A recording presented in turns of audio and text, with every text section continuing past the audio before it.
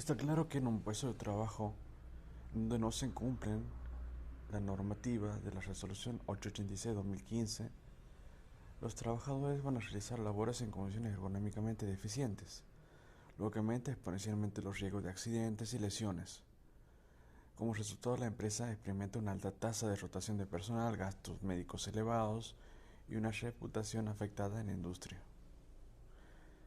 Para evitar estas consecuencias negativas es crucial incrementar estrategias efectivas para garantizar el cumplimiento continuo de la Resolución 886-2015. El Ministerio de Trabajo, Empleo y Seguridad Social reconoce los trastornos musculoesqueléticos relacionados con el trabajo como un problema importante de salud laboral que puede gestionarse utilizando un programa de ergonomía integrado para la salud y la seguridad. En este sentido, la Resolución 886-2015 que le voy a hablar en este video y es emitida por la Superintendencia de Riesgo de Trabajo y se rige como una guía fundamental para la prevención de riesgos laborales, especialmente en los concernientes a trastornos musculoesqueléticos y otras afecciones derivadas del trabajo. Y tiene como uno de sus fundamentos principales el cumplimiento de la Ley 24.557, la cual establece la reducción de la siniestralidad laboral a través de la prevención de riesgos. Asimismo, se respalda en la Ley 19.587 de Higiene y Seguridad en el Trabajo, que establece la obligación en adoptar medidas para prevenir eficazmente los riesgos laborales. Estos marcos legales definen claramente la responsabilidad de empleadores, trabajadores y aseguradoras para garantizar un ambiente laboral seguro.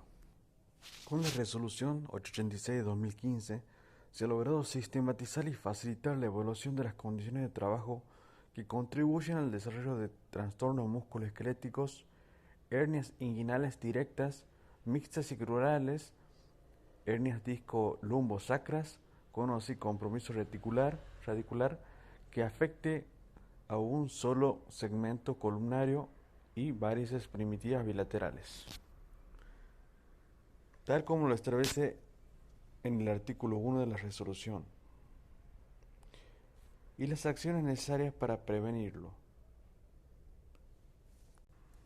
En el artículo 1 de la presente resolución nos indica que en el anexo 1 está contenida lo que es el protocolo de ergonomía. En este anexo 1, si lo describimos, está conformado por diferentes planillas. La planilla 1, la planilla 2 y la planilla número 3, así como la planilla número 4. La planilla 1, en el anexo 1, es de identificación de los factores de riesgo. La planilla 2, de evaluación inicial de factores de riesgo. A su vez, las planillas 2 está la planilla 2A, la 2B, la 2C, la 2D, la 2E, la 2F, la 2G, la 2H y la 2I.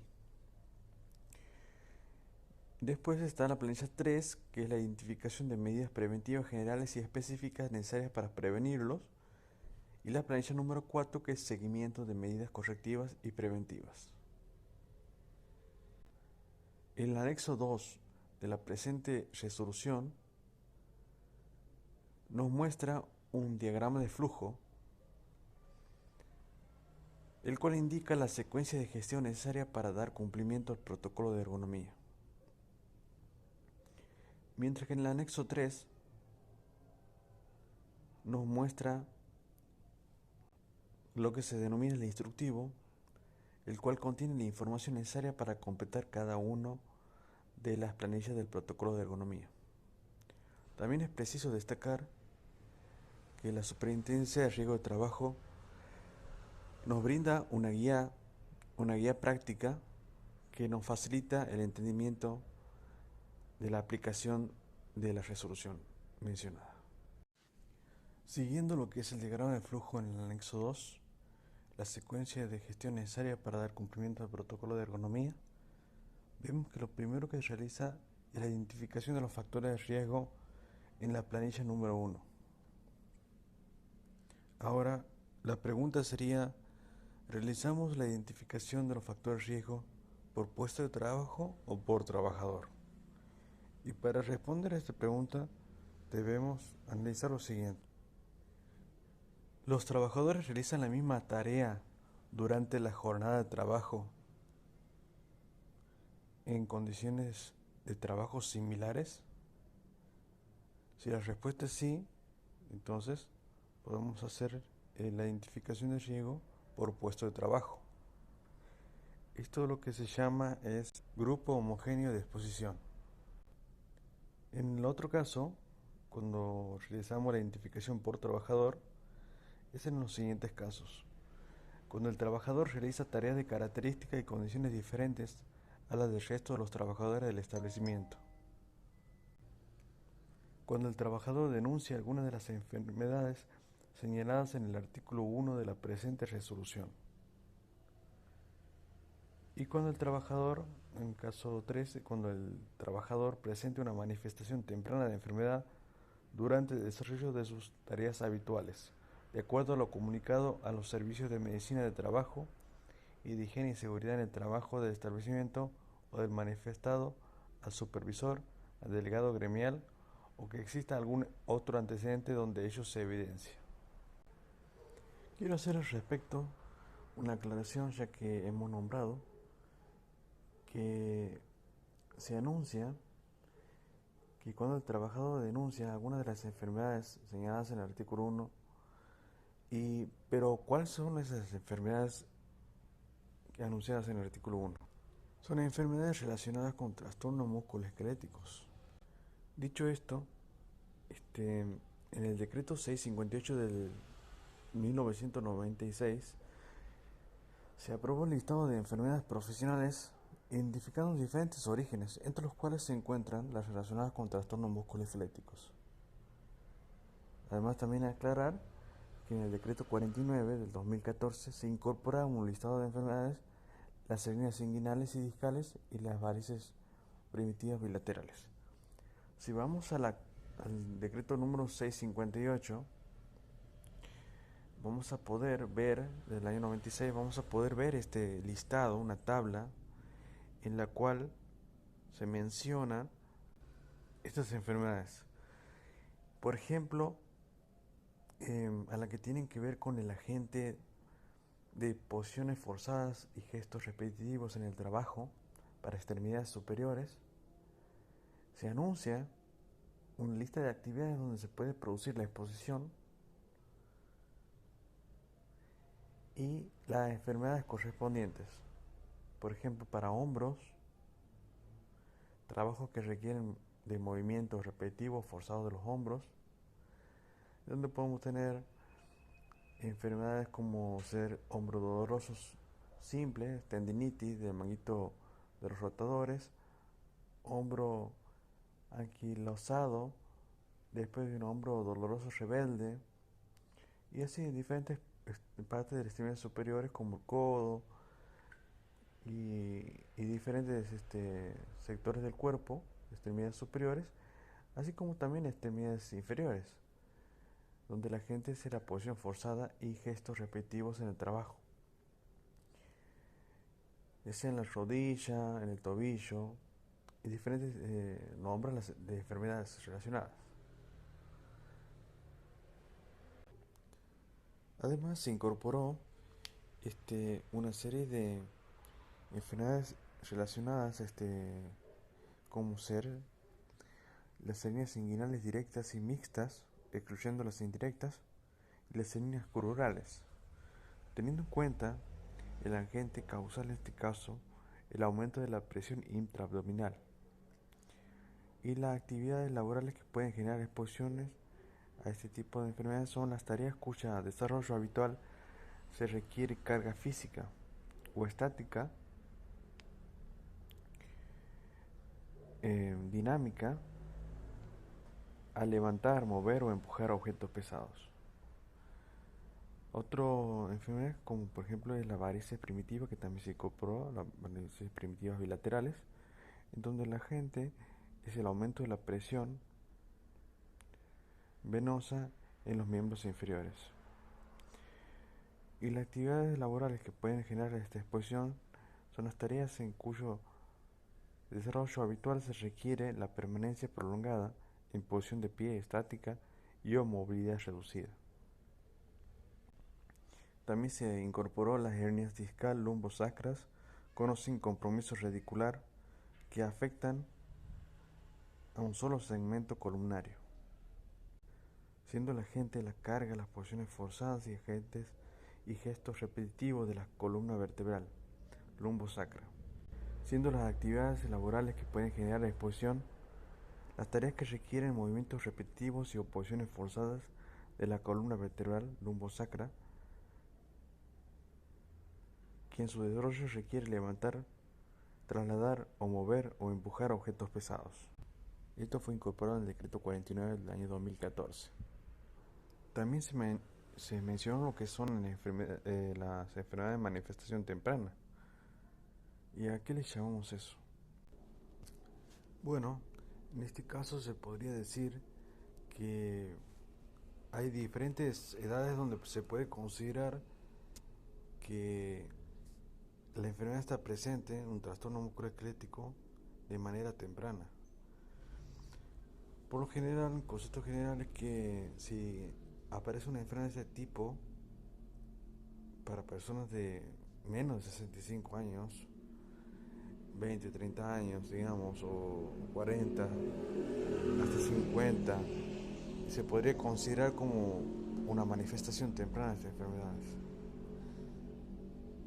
En términos generales, por ejemplo, tendinitis y bursitis, hernias discales, fibromialgia, artritis, espondilosis, osteoporosis, de menos de 65 años se podría considerar como manifestación temprana, pero tenemos que tener en cuenta que esto podría ser evaluado por el personal de medicina laboral de la empresa para poder dar más certeza al respecto.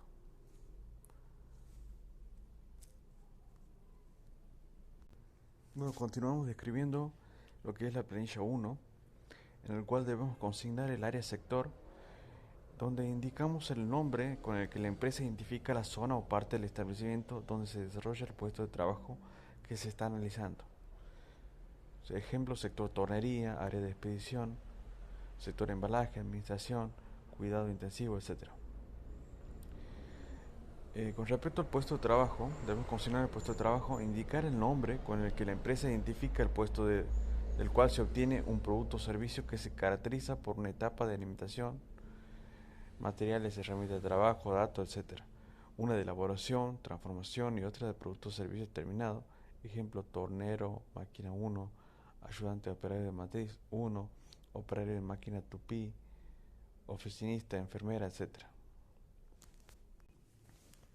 Cuando los puestos se repliquen uno con otros con igualdad de tecnología, mobiliario, métodos, procesos, herramientas, carga, etc., se podrá contemplar y evaluar solo uno como puesto testigo y en representación de todos. Ejemplo, oficina administrativa con idéntico mobiliario y dispositivos electrónicos. Cuando un mismo puesto de trabajo esté ocupado por distintos trabajadores a lo largo de la jornada, debido a que se encuentran bajo un sistema de rotación, se debe colocar el nombre de todos los trabajadores que se desempeñan allí en la medida que se cumpla con lo establecido en el anexo 3. Otros datos que debemos consignar son la razón social, la dirección del establecimiento, el quit, la provincia y el CIU. El CIU es la Clasificación Industrial Internacional Uniforme.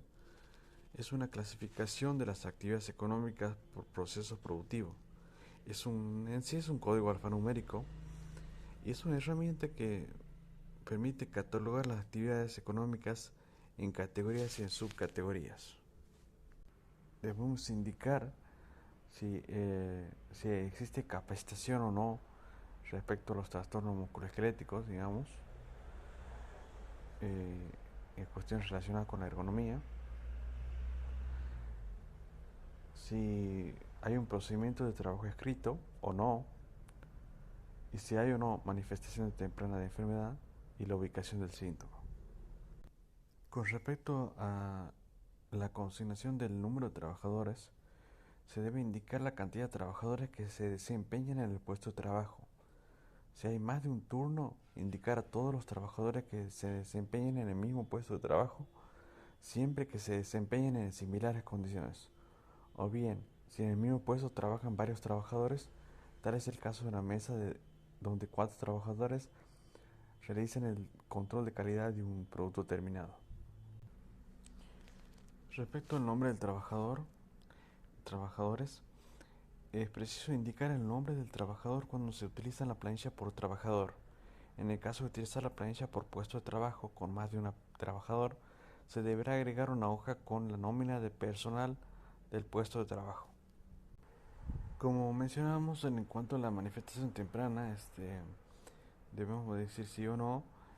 Para ello, consultar al trabajador y al servicio de medicina e indicar si el trabajador en estudio presenta de forma habitual durante o al final de la jornada laboral algún dolor o molestia relacionada con las enfermedades establecidas en el artículo 1 de la resolución 886 del 2015 y en la medida que se encuentra asociada con su actividad laboral. Acto seguido, en la planilla también muestra el paso número 1, que es identificar para el puesto de trabajo las tareas y los factores de riesgo que se presentan de forma habitual en cada una de ellas. Respecto a las tareas, hablamos de las tareas habituales del puesto de trabajo. En los espacios donde figuran el número 1, 2 y 3, deberá explicarse muy brevemente las tareas habituales que corresponden al puesto de trabajo. En caso de encontrarse más de 3 tareas, se usará una nueva planilla. Ten en cuenta que algunas de estas tareas pueden tener distintos niveles de importancia, es decir, que algunas pueden ser principales y otras secundarias. A los fines de la planilla número 1 deben incluirse ambas. La importancia de incluir las tareas secundarias radica en que muchas veces estas implican un nivel de riesgo mayor que las principales. Luego se deberá identificar para cada tarea si hay o no presencia de los factores de riesgo listados. En caso afirmativo, marcar con una X el casillero correspondiente. La presencia de un factor de riesgo significa que existe una condición de trabajo con probabilidad de contribuir al desarrollo de enfermedades establecidas en el artículo 1 de la resolución SDT número 86 del 2015. Por ello se debe hacer un análisis más profundo que comenzará con la evaluación de inicial del factor de riesgo, anexo 1, planilla 2, y como resultado de la misma se definirá si aún es necesario continuar profundizando el análisis de la condición. Es preciso aclarar en este caso que este análisis es un análisis preliminar, digamos, de la identificación de los factores de riesgo, que lo hace las personas, digamos, con conocimiento en ergonomía, capacitados en ergonomía, que, que va a determinar en base a su criterio si existe o no este factor de riesgo. Voy a nombrar el siguiente ejemplo. Bueno, un puesto de trabajo de operario en el sector de producción de una carpintería, la tarea habitual principal 1 es corte mecánico de madera y las tareas secundarias son 2 estivo manual de madera y 3 barrido de piso. Se sugiere que dicha tarea guarde en relación cronológica 1, 2, 3 con el proceso natural del ciclo de trabajo que facilita su lectura y entendimiento. Después tenemos lo que es el tiempo de exposición al factor de riesgo, en el cual se establece el tiempo estimado que se presenta ese factor de riesgo a lo largo de la jornada, es decir, que se suma el tiempo de ese factor de riesgo en todas las tareas analizadas. Ese valor también podrá expresarse en porcentaje de la jornada habitual. Después lo que tenemos es el nivel de riesgo de cada una de las tareas, tarea 1, tarea 2, tarea 3. Aquí se debe indicar con un número para cada una de las tareas cuál es el valor del nivel de riesgo que le corresponde. Para ello, para aquellos casos donde no se identifique la presencia de factor de riesgo en la tarea, deberá colocarse un guión, significando ello que no existe nivel de riesgo. Si alguno de los factores de riesgo se encuentran presentes, continuar con la evaluación inicial de factores de riesgo que se identificaron completando la planilla 2. Como se indica en el anexo 3, los resultados de la identificación de riesgo plasmado en la planilla número 1 tendrán vigencia de un año desde su confección, por lo que se entiende que estas planillas deben completarse con una frecuencia mínima anual. También puede suceder que tengamos que hacer una nueva identificación de factores de riesgo eh, al momento de presentarse alguna manifestación temprana de enfermedad de las mencionadas en el artículo 1 de la resolución, o un accidente de trabajo, o un cambio de ingeniería o de proceso. En ese caso, como mencioné, debemos realizar una nueva identificación de factores de riesgo. En cuanto a la planilla 2, es la planilla de evaluación inicial de factores de riesgo. A los fines de evaluar en forma inicial los factores de riesgo, se deberán completar las planillas que correspondan de acuerdo a los factores de riesgo identificados en la planilla número 1. O sea, supongamos que el caso no tengamos transporte manual de cargas en la planilla 1, no vamos a completar la planilla de transporte manual de carga en la planilla 2. Vamos a completar únicamente lo que son de los factores de riesgo identificados en la planilla 1. Entonces hacemos la evaluación inicial de los factores de riesgo. La planilla 2A tiene lo que es el levantamiento o descenso manual de cargas sin transporte. La planilla 2B, empuje y arrastre manual de cargas. La planilla 2C, transporte manual de cargas. Planilla 2D, bipedestación. Planilla 2E, movimientos repetitivos en miembros superiores. Planilla 2F, postura forzada. Planilla 2G, vibración de conjunto mano-brazo y de cuerpo entero. Planilla 2H, confort térmico. Y planilla 2I, estrés de contacto. En este caso podemos obtener dos posibilidades. Cuando se obtenga como resultado de la evaluación de la tarea que el nivel de riesgo es tolerable, se debe completar el resultado en la planilla número 1, asignando el nivel 1 en la columna de nivel de riesgo.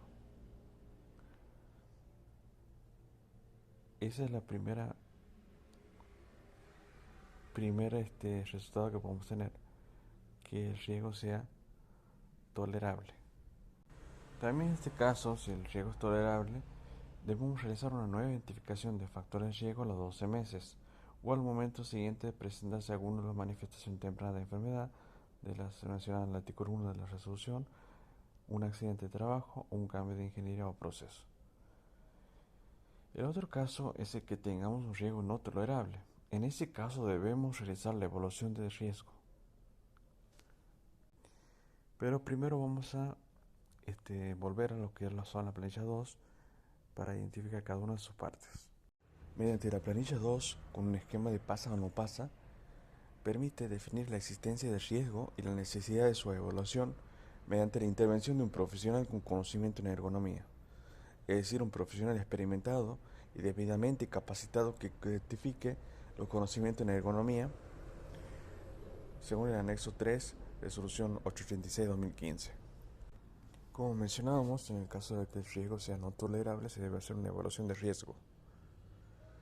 Y se debe colocar finalmente el resultado de la evaluación de riesgo en la planilla número 1.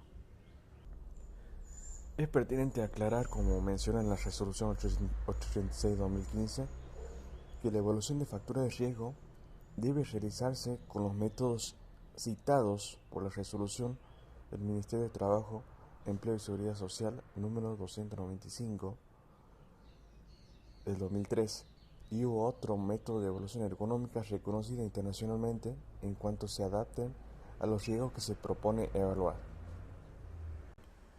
En el mismo se menciona el método NAM y el método de levantamiento manual de cargas. Pero también podemos usar el método de Snock y Ciriello, el método de Rula, Reva, el método NIOSH, el método Fanger, el método Wera.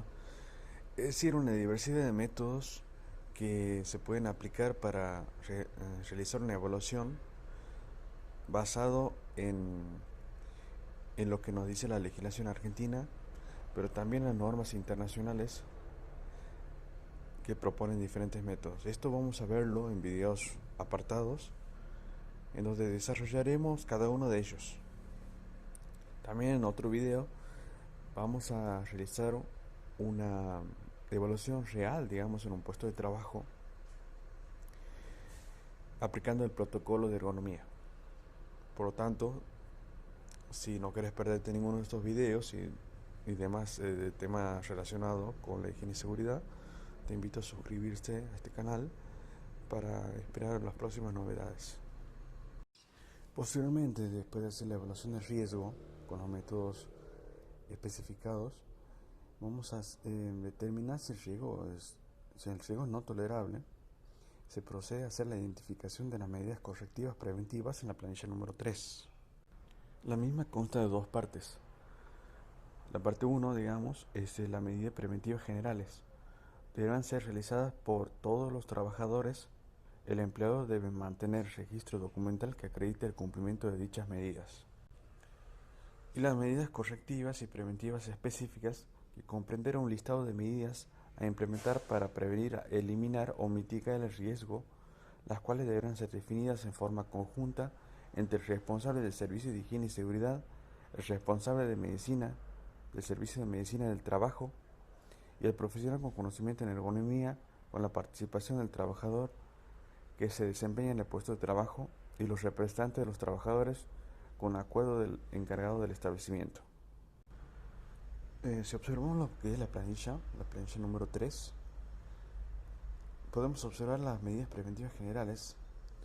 La 1 en este caso se ha informado al trabajador, los trabajadores, supervisores, ingenieros y directivos relacionados con el puesto de trabajo sobre el riesgo que tiene la tarea de desarrollar trastornos musculoesqueléticos. Ahí debemos consignar sí o no y las observaciones al respecto.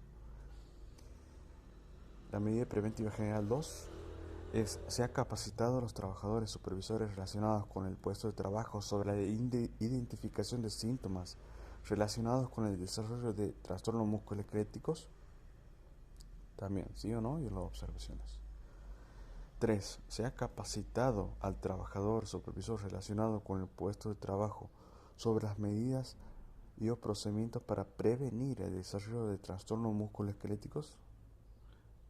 Sí o consignar no y las observaciones. Luego tenemos las medidas correctivas y preventivas específicas, que pueden ser administrativas o de ingeniería, y las observaciones respectivas. Lo que realizaremos, digamos, es ir colocando aquellas medidas y acciones correctivas y preventivas específicas que vamos a implementar, y es aconsejable hacerlo de una manera que tenga un orden de prioridades y siguiendo lo que es el nivel de riesgo que hemos identificado en la planilla 2, en donde evaluamos, mejor dicho, donde identificamos la evaluación de riesgo y donde establecimos si el nivel de riesgo es 2 o 3.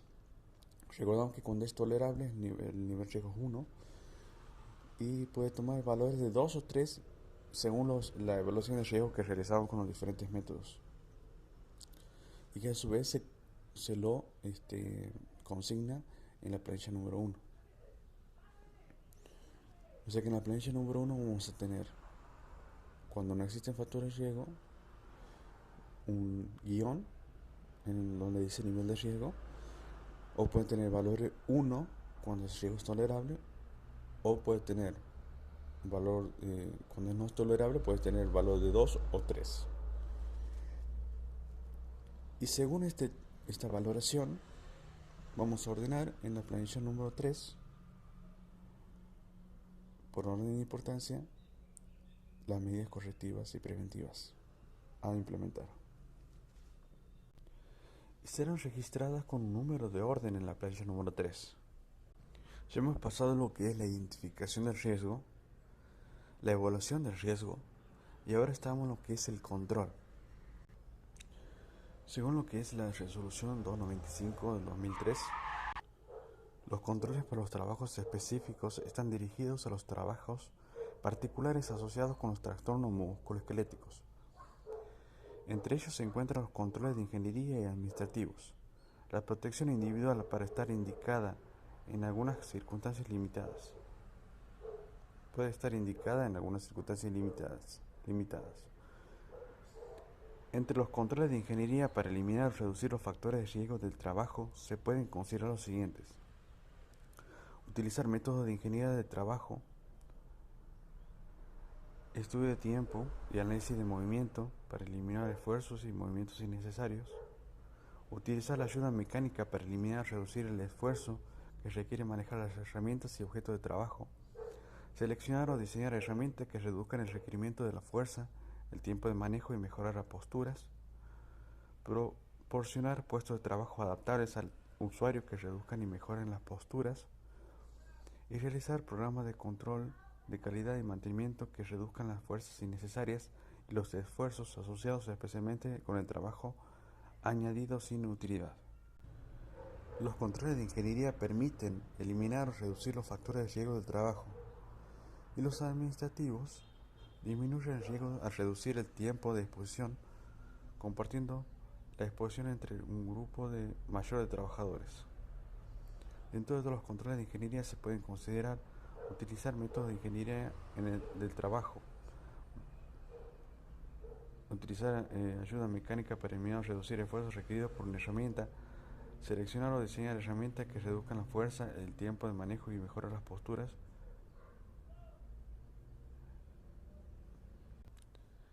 Realizar programas de control de calidad y mantenimiento que reduzcan la fuerza innecesaria y esfuerzos asociados con el trabajo añadido sin utilidad. Y los controles administrativos disminuyen el riesgo de reducir el tiempo de exposición y compartiendo la exposición entre un grupo de mayor de trabajadores. Por ejemplo, realizar pautas de trabajo que permitan a los trabajadores hacer pausas o ampliarla lo necesario y al menos una vez por hora. Redistribuir los trabajos asignados, por ejemplo, utilizando la rotación de los trabajadores o repartiendo el trabajo, de forma que el trabajador no dedique una jornada laboral entera realizando demandas elevadas de tareas. Dado la naturaleza compleja de los trastornos musculoesqueléticos, no hay un modelo que se ajuste a todos para abordar la reducción de las incidencias y gravedad de los casos. Se aplican los principios siguientes como actuación seleccionada.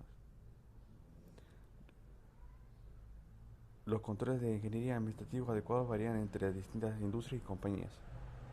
Es necesario un juicio profesional con conocimiento para seleccionar las medidas de control adecuadas. Las medidas a implementar serán definidas en forma conjunta de acuerdo a lo indicado en el anexo 3, siendo necesario registrar en las actas de reunión todos los involucrados en la definición de las mismas. Para cada una de las tareas donde se identificó al menos un factor de riesgo con nivel 2 o 3, o cuando el trabajador experimenta molestia y o dolor continuo persistente durante el desarrollo de sus tareas habituales, se debe analizar si se cumplen las afirmaciones del listado de la planilla 3.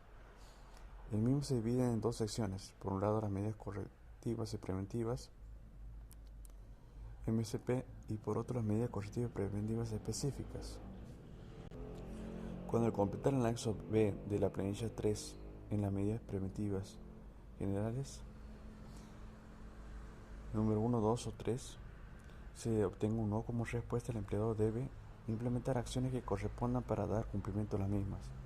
El cumplimiento de cada una de estas tres medidas correctivas y preventivas deberán estar registrado y documentado conforme al anexo 1 de la resolución 905/15 en el aspecto relacionado a los requisitos de capacitación. A partir de la educación de los trabajadores y supervisores principalmente sobre la génesis de los trastornos musculoesqueléticos, síntomas y que alertan su desarrollo y forma de prevenirlos, será más eficiente y más fácil de lograr la participación activa en la generación de propuestas de mejora. Asimismo, la educación de los ingenieros y directores sobre estos mismos temas es importante para facilitar el control del cumplimiento por parte de los trabajadores y su compromiso con la prevención. Prosigue lo que es la planilla 4, que es el seguimiento de las medidas. En la columna NMCP se deberá colocar el número de referencia indicado en la columna medidas correctivas y preventivas específicas, sean administrativas o de ingeniería, de la planilla número 3. Y en la columna nombre del puesto deberá colocarse el nombre del puesto de trabajo que se está analizando. El empleador deberá ejecutar las medidas identificadas en el tiempo y forma más efectivos posible para prevenir, eliminar o mitigar los factores de riesgo. Como resultado de la aplicación de las medidas correctivas y preventivas, el nivel de riesgo de un puesto de trabajo se disminuya a 1. El mismo volverá a ser evaluado con una frecuencia anual igual que todos los puestos con dicho nivel de riesgo. Se deberá consignar la fecha en la que se identificó el riesgo, la fecha en la que se implementó la medida administrativa o de ingeniería y la fecha en que se verificó que dichas medidas alcanzaron el objetivo buscado, que es la fecha de cierre. Es necesario aclarar que se debe realizar una reevaluación posterior a la implementación de las medidas administrativas y de ingeniería con el objeto de asegurar que se haya alcanzado un nivel de riesgo tolerable dentro de los 30 días posteriores a la fecha de implementación. A continuación voy a enumerar algunas medidas útiles para definir la prioridad de las soluciones de los puestos. ¿Cuál es el puesto de trabajo que causa mayores quejas? ¿Cuáles parecen estar asociados con los mayor número de lesiones por estrés físico o por accidente? ¿Cuáles parecen estar asociados con lesiones graves? ¿Cuáles son los mayores problemas de rotación, ausentismo o calidad? ¿Cuáles puestos tienen mayor incidencia de errores? Y respecto a los niveles de riesgo, el 1 significa que el nivel es tolerable o lo que se considera necesaria la implementación de medidas correctivas y o preventivas para proteger la salud del trabajador. No se considera, necesaria la implementación de medidas correctivas y o preventivas para proteger la salud de los trabajadores. Nivel de riesgo 2, el nivel de riesgo es moderado, por lo que se deberá implementar medidas correctivas y o preventivas para proteger la salud del trabajador, mientras que el nivel de riesgo 3 es el nivel no tolerable, por lo que se deberá implementar las medidas correctivas y o preventivas de forma inmediata con el objetivo de disminuir el nivel de riesgo. En cuanto a las firmas, las planillas 1, 2, 3 y 4 deberán incluir la firma, aclaración y registro del responsable de servicios de higiene y seguridad y la del servicio de medicina de trabajo y la firma y aclaración del empleador responsable del establecimiento o quien legalmente lo represente. También es importante saber que cuando el nivel de resultante de la evaluación indica que se puede seguir trabajando bajo estas condiciones por no comprometer la salud del trabajador, se hace necesario implementar un sistema de control para vigilar y así asegurarse que esas condiciones se mantengan en el tiempo. También es importante aclarar que la resolución 295 del 2003 nos da más claridad respecto a los trastornos musculoesqueléticos, en donde se reconoce, como decíamos, los trastornos musculoesqueléticos relacionados con el trabajo como un problema importante de salud laboral que puede gestionarse utilizando un programa de ergonomía para la salud y la seguridad. El término trastorno musculoesquelético se refiere a los trastornos musculares crónicos, a los tendones y alteraciones en los nervios causados por los esfuerzos repetitivos, los movimientos rápidos, hacer grandes fuerzas, también por estrés de contacto, posturas extremas, las vibraciones y o temperaturas bajas. Otros términos utilizados generalmente para designar a los trastornos musculoesqueléticos son los trastornos por traumas acumulativos, enfermedad por movimientos repetitivos y daños por esfuerzos repetidos. Algunos de estos trastornos se ajustan a criterios de diagnóstico establecidos como el síndrome de túnel carpiano o la tendinitis.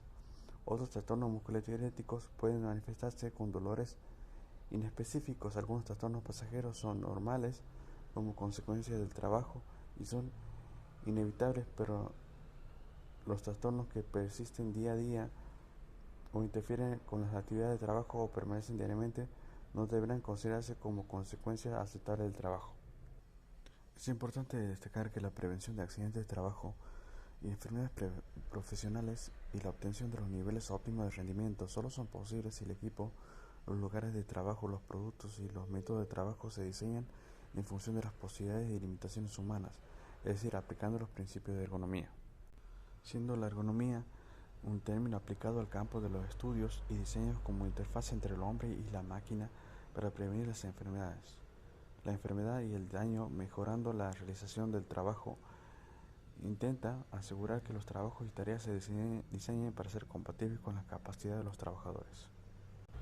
Por último, indicar que se van a hacer videos relacionados a lo que es el rol de la SRT, el rol del empleador, del empleado y de la ART en diferentes videos que se van a publicar a continuación. Si te gustó el video, dale like y suscríbete. Y bueno, chao.